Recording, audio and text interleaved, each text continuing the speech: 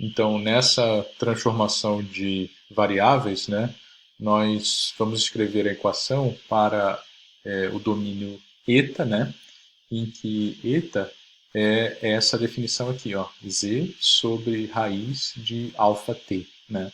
Então, o eta é função de z e de t, e nós vamos transformar a nossa equação diferencial parcial numa equação diferencial ordinária. Tá? Então, aqui são as substituições dos termos, ou seja, dθ dt vai ser igual, aplicando-se a regra da cadeia aqui, né? dθ deta vezes deta dt. Né? Então, aqui já está o θ, né, escrito em função do eta, esse é um termo que vai aparecer na equação, mas o deta dt está escrito aqui. Então, é só pegar essa definição de cá, ó, e derivar o eta com relação a t, e nós vamos ter essa expressão. Tá? O dθ dz, né? Na verdade, o dθ dz não aparece lá, o que aparece é o d2θ dz2, mas se eu preciso derivar o dθ dz uma vez, né? É bom que a gente faça essa etapa intermediária aqui, né? Tá? Então, quem é o dθ dz? O dθ dz, de novo, né? dθ deta vezes deta dz. Então, ficou o dθ deta aqui, e aqui, bem fácil, o deta dz, uma vez que o z está no numerador, certo? E o d2θ dz2, né? Quem é o d2θ dz2? Ele é d deta de dθ dz, então é como se eu estivesse chamando, por exemplo, dθ dz de um p, por exemplo, né? Então seria dp deta vezes deta dz. Ora, mas quem é esse p? É o dθ dz, e o dθ dz eu já peguei ele aqui em cima, certo? Então está só substituído aqui embaixo. Então é dθ, desculpa, d deta do dθ dz, que é dθ deta vezes o deta dz aqui, né? Vezes o deta dz de novo, que é esse daqui, certo? Então, d2θ dz2 nada mais é do que d2θ deta 2 vezes 1 sobre alfa t. Então, eu vou substituir, na verdade, essa expressão aqui do lado direito do sinal da equação 1, a equação de Fourier, né? E essa expressão aqui do lado esquerdo do sinal da equação de Fourier, tá? Que é o dθ dt.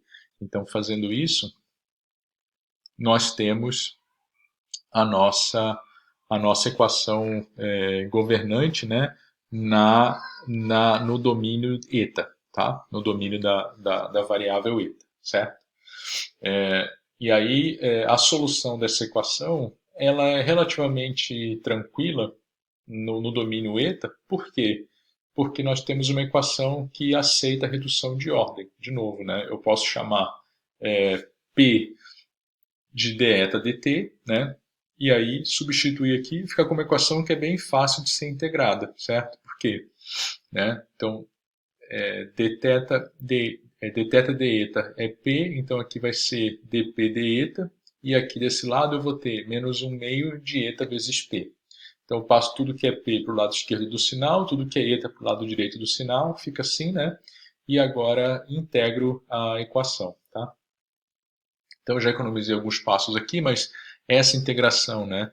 Ela dá um log, eu posso tirar a exponencial dos dois lados e tal, né?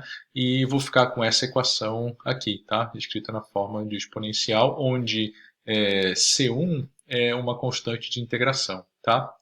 Então, agora eu posso integrar essa equação novamente para achar o θ, né? E para isso, eu retomo aqui a minha variável primária, né? Ou seja, o P de eta vai ser dθ deta aqui, né?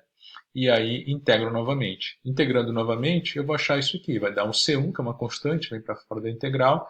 A integral de 0 até eta de esp de menos eta ao quadrado sobre 4 deta mais um C2, tá?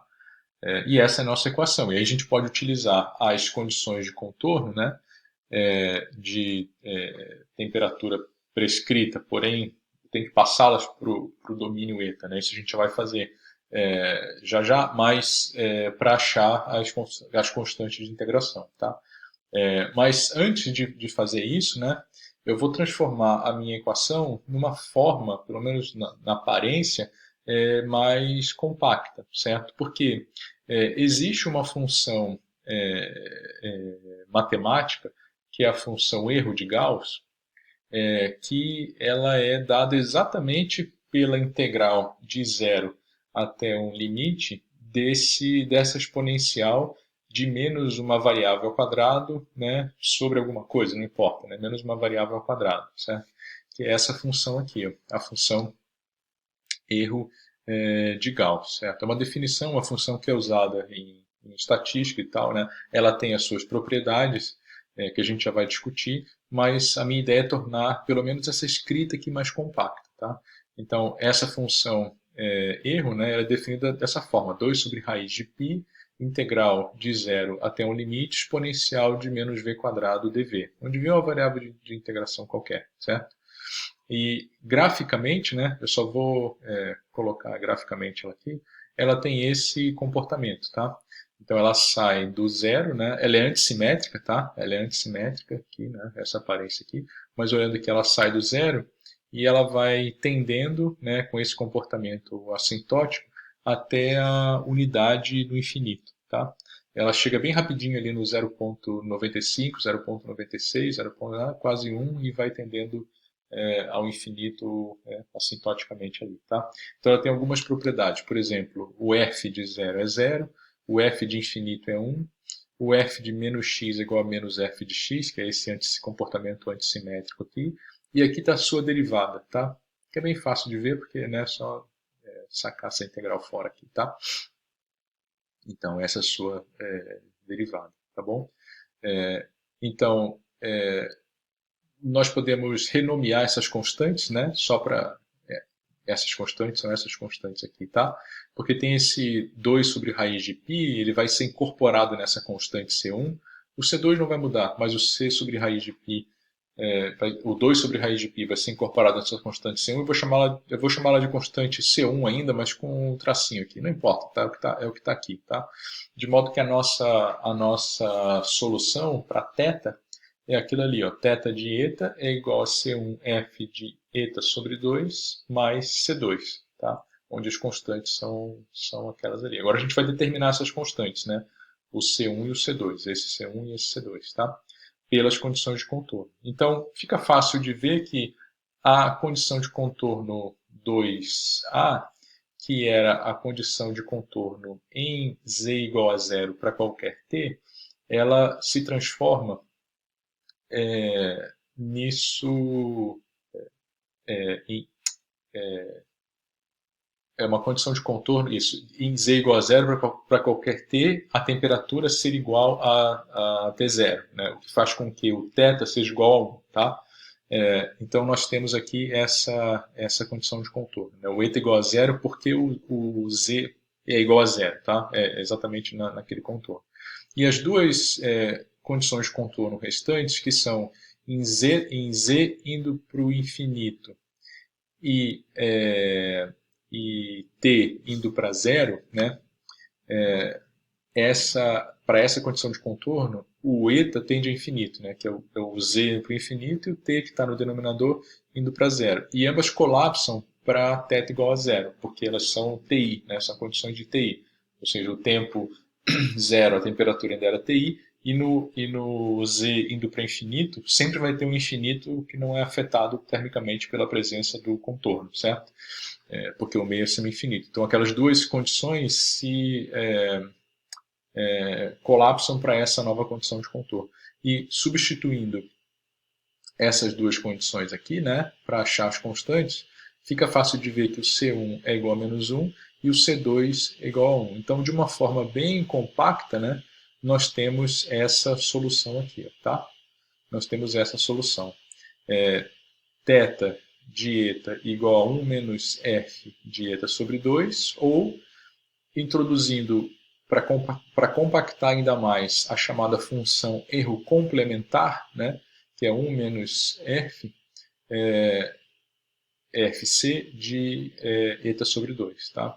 Então, antes de voltar com as variáveis dimensionais, né, substituir aqui o θ pela razão das diferenças de temperatura, o eta pelo que ele é, lá a sua definição, né, só vou chamar a atenção aqui e voltar aqui no perfil, porque a função erro complementar, ela teria esse comportamento aqui. Ela é 1 menos essa linha cheia aqui, que é a função erro, né? Então ela faria um comportamento assim, né? Uma coisa assim, tá? Ou seja, complementando esse valor da função. Então, quando ela é próximo de 0, a erro complementar é próximo de 1. Quando ela é próxima de 1, a erro complementar é próximo de 0, tá? E aqui a gente volta com com as nossas variáveis dimensionais, certo? Então aqui eu tenho a variação da temperatura em qualquer ponto, né? Como sendo a função recomplementar do z sobre raiz de 4 alfa π, né? Então, a única coisa, fica faltando duas coisas agora, né? A primeira delas é o cálculo da espessura de penetração, né? Isso é bem simples, porque nós definimos a espessura de penetração como sendo o decaimento de 99,5% da diferença de temperatura T0 menos Ti. Então, isso faz com que o delta seja o Z tal que o θ de ZT é 0,005, ou seja, 1 menos 99,5%, né? 0,5%. E aí a gente vê que quando o θ de z, né? Ou seja, a função erro complementar é 0,005, a função erro é 0,995, certo? E isso acontece, ou seja, a função erro é igual a 0,995 quando o seu argumento, né, que é delta sobre 2 raiz de αt, é próximo de 2, certo? Então, se a gente voltar aqui no gráfico da função erro, né, a gente vai ver que a função erro vai ser 99,5% quando eu tiver com o meu eta aqui, que é esse x aqui, né? Quando eu tiver com o meu eta igual a aproximadamente 2. Aqui vai ser 99,5%, tá? Então é isso que está sendo escrito aqui, tá? Então o argumento da função erro é próximo de 2, né? E o delta de t é, portanto, 4 raiz de αt. Tá? Então, a análise de escalas ela nos forneceu a relação de proporcionalidade, ou seja, o delta tem a escala de raiz de αt, e a constante de proporcionalidade ela é efetivamente encontrada na solução do problema. Então, nós temos ali 4 raiz de αt. Tá? Então, foi encontrado esse resultado. E, por fim, nós podemos calcular o fluxo de calor. Né? O fluxo de calor é moleza calcular. Eu tenho, né, na parede a lei de Fourier, menos K dt dz e z igual a zero. O dt dz eu posso escrever em função da variável θ adimensional, né? E aí eu posso fazer dt, deta, dz, em z igual a zero. Então, substituindo as derivadas, né? O deta dz é 1 sobre raiz de αt. O θ, né? É fácil, dθ, deta, né? É fácil tirar a partir daqui, né? Na verdade, nós até temos a derivada dele aqui em cima, quando nós escrevemos as propriedades, ó, tá? Quando nós escrevemos as propriedades, fica fácil de calcular. E aí nós temos, finalmente, a nossa fluxo de calor, tá? Substituindo o eta igual a zero naquela função que vai ser derivada, tá? Então, o que é interessante aqui, ó, é que esse fluxo de calor ele decai no tempo, certo? Então ele é bem alto no início, quando o gradiente de temperatura está bem acentuado, mas à medida que o gradiente de temperatura vai ficando mais amortecido, o fluxo vai diminuindo, tá? Tá bom? Então eu tenho mais um ponto a destacar aqui sobre essa solução, mas eu vou deixar isso para um próximo clipe que é bem curtinho, que eu vou fazer na sequência, tá? Que é um exemplo de uma aplicação interessante, tá? Ok? Então vou terminar o clipe aqui, tá?